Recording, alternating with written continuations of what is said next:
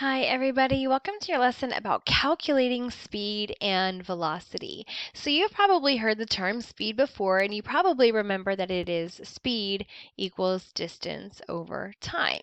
But what you maybe haven't learned yet is how to manipulate this formula for speed so that we can also find the values for distance and time if we're given the other information.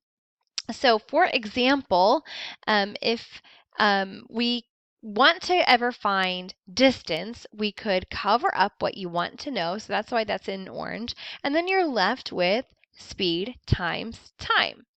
And then if you ever want to find time, you cover up what you want to know. You're left with distance over speed. And then you know this one, if you want to find speed, cover up what you want to know, and you're left with distance over time. So this little triangle here will be super helpful for you. If you memorize nothing from this unit, I definitely recommend that you recognize or memorize this little triangle, because I promise you it will be showing up on your STAR test at the end of this year, okay? So if you're ever given a problem like, hey, an athlete ran 1,200 meters in 6 minutes, you know you've got to solve for speed. So you would use cover up what you want to know, speed, and left with distance over time. 1,200 divided by the 6 minutes, okay? And if you're asked about a cheetah can run 70 miles per hour, you're given speed, and they want to know how much distance he covered in 2 hours. So you've got to find distance.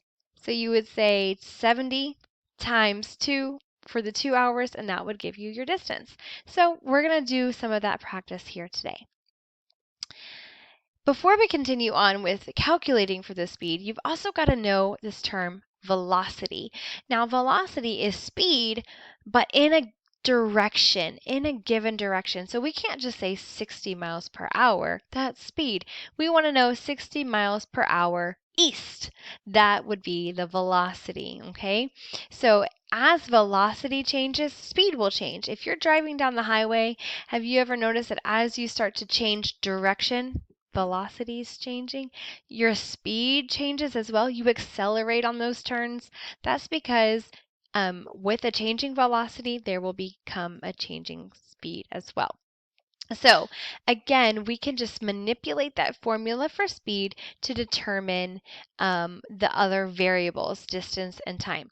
Now, when you see this little triangle like this looks like we call it a delta.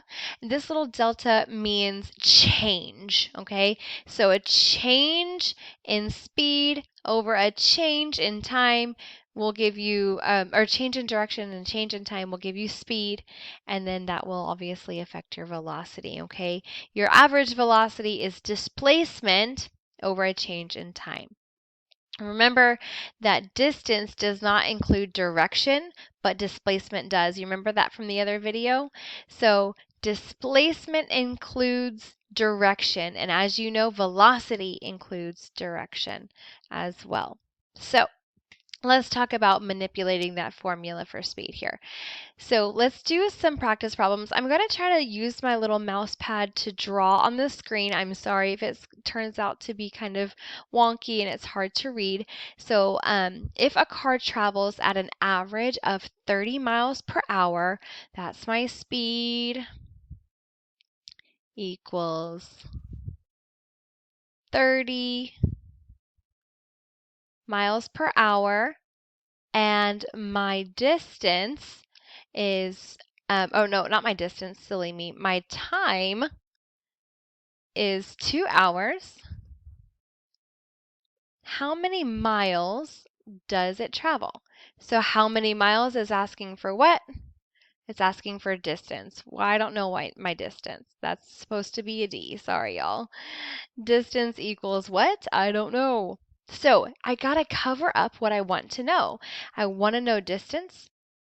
So I'm going to cover that up down here, and I'm left with speed times time. So 30 times 2. If I travel at 30 miles per hour for 2 hours, y'all, does it make sense that I'm traveling a total of 60 miles? Absolutely. 60 miles. Don't forget your units there. Miles. M-I. Otherwise, m would just be meters.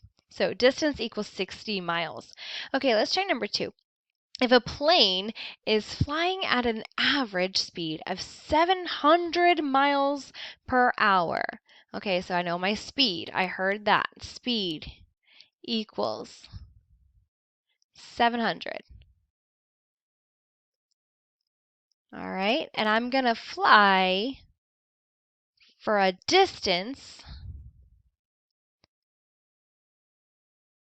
of 8,997, oh my gosh, 97 miles. How long will the flight take?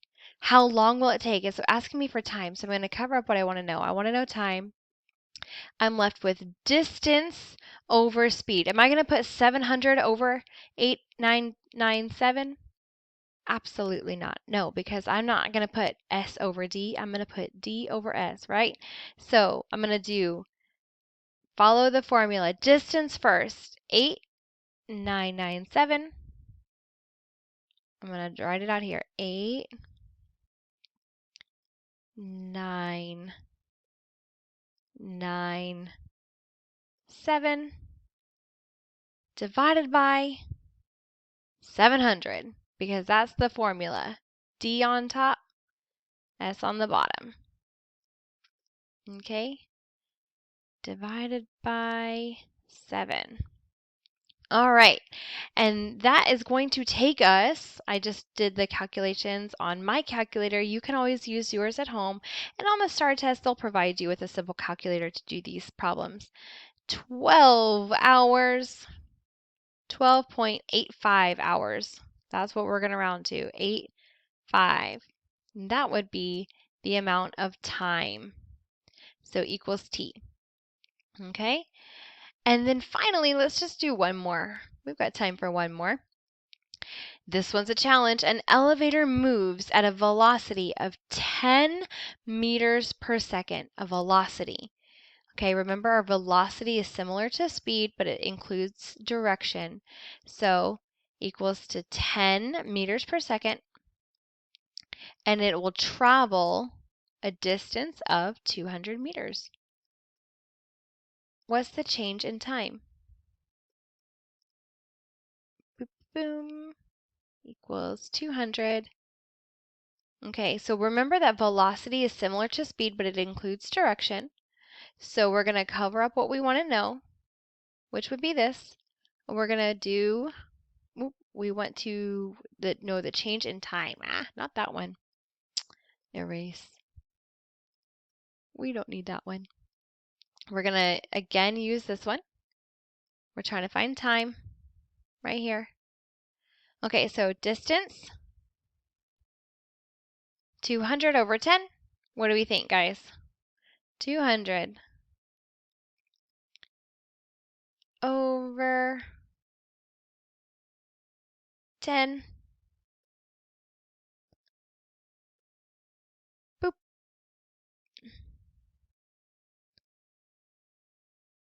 Hopefully you guys are doing this at home and you see that it is the change of time would be 20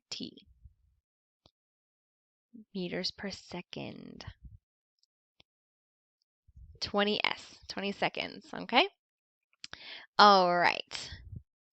Thank you for bearing with me as I was drawing on that screen. It's a challenge. Okay.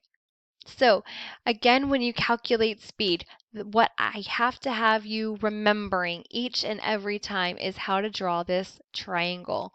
Remember that distance is always going to be on top. Okay?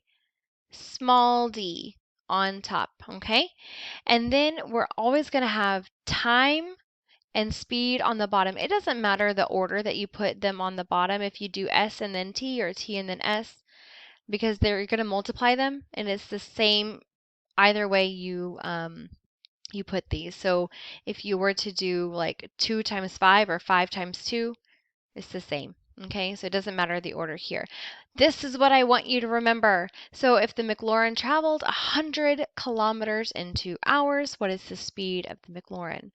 100 kilometers is my distance. In 2 hours is my time. Okay. What is the speed? 100 divided by 2. I feel like the McLaurin could probably go faster than that. What do you guys think? That's 50 miles per hour. 100 divided by 2, right? Okay, let's see here. Ah, I'm zooming in. I don't want to zoom in. Yeah, you learn something new every day. All right.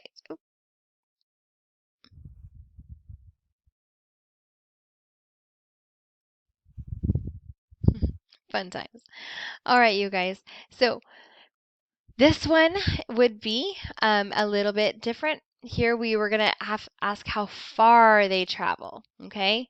How far do they travel? So again, distance is at the top of the triangle, and then we're going to find speed down here, and then we've got time in this part here.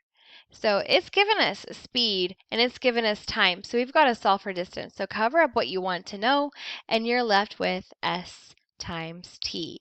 So it would be 52 times 2, 104. We're going to do that one in our head. All right, guys, and let's see, we've got one more here.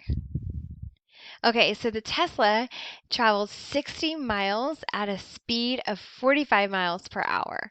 Okay, distance is always on top right here, and then we've got S and T are always on the bottom of the triangle here.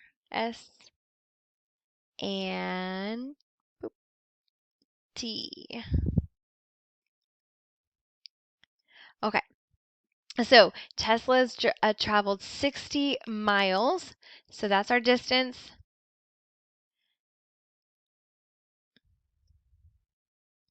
And then it's got a speed of 45. Distance is 60, and our speed is 45.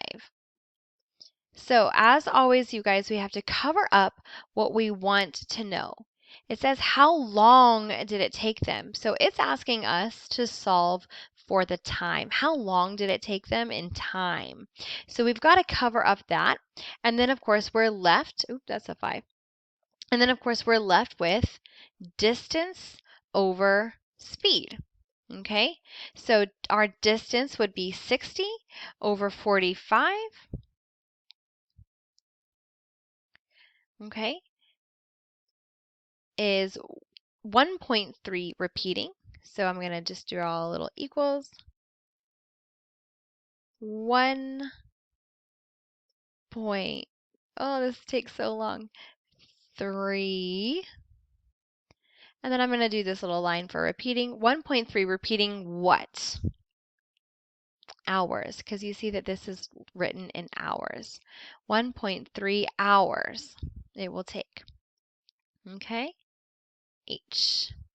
All right, you guys, if y'all have any questions at all, you know where to find me. I'm so happy to help you with this. The biggest thing is just remember this triangle. If you remember that triangle and how to use it, you are golden. Remember to cover up what you want to know and solve for the rest. All right, guys, good luck.